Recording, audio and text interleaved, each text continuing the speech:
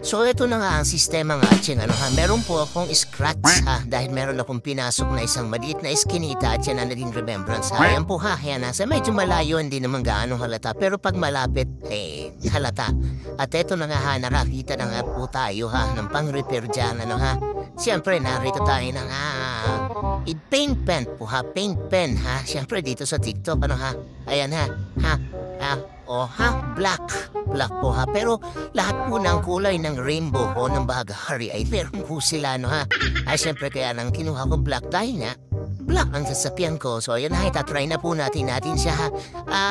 Before po is yan, ganyan lang siya kasimple dalawang bagay siya kung paano mo siya pwedeng ilagay. Pwedeng parang pa-ballpen o kaya naman parang pa-cutics.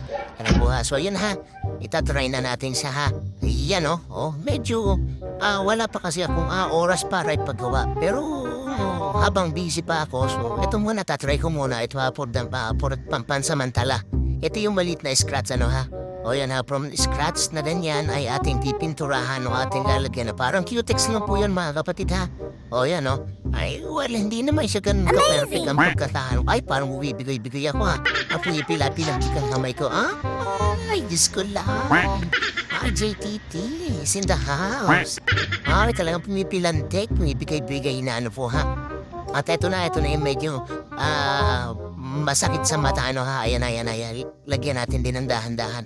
Well, hindi naman po perfecto dahil hindi naman tayo kaasa pero kahit pa paano ay ang atin lang aim ay para mawala yung masyadong amazing maano sa mata. Masakit sa mata pa lalo na pag malapitan po ha. So eto na, tinitira na natin yung malaki sa baba, pero unahin natin yung mahabang scratch iuuli natin yung pinakamalaking scratch. So ayan, pasensya na po kayo ha kasi wala akong alalay, wala akong videographer. Ay, pumipilantik talaga ang kamay. So ayan medyo nawawala naman siya, pero syempre hindi nga perfect yung ating pagkakatira. Pag malapitan, medyo mahalata mo pa rin. Pero importante naman ay yung pag medyo malayo, hindi gaano masakit sa mata. Ayan, tinitira na natin itong malaki.